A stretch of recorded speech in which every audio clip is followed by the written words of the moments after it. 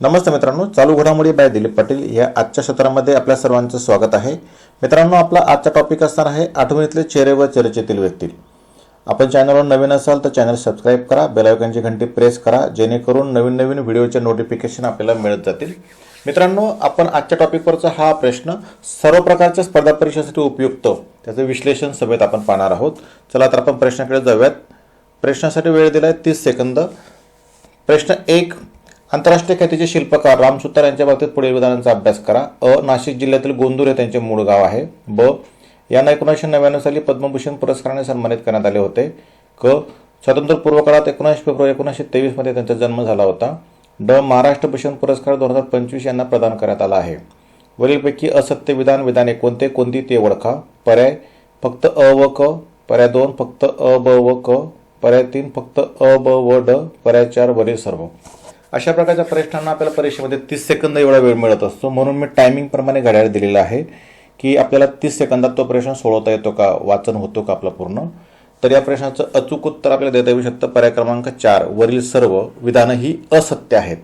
ती कशी असत्य आहेत याकरता आपण बातमी वाचन करत असाल, मात्र त्याचं ॲनालिसिस आपण कसं केलं पाहिजे ते विश्लेषणांती पाहूयात। मित्रांनो, प्रख्यात शिल्पकार राम सुतार यांचा जन्म स्वातंत्र्यपूर्व काळात 19 फेब्रुवारी 1925 मध्ये झालेला होता। धुळे जिल्ह्यातील गोंदूर हे राम सुतार यांचे मूळ गाव आहे, खानदेशमधील।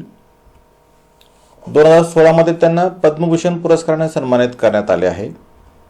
तर 1999 मध्ये त्यांना पद्मश्री पुरस्काराने सन्मानित करण्यात आले आहे।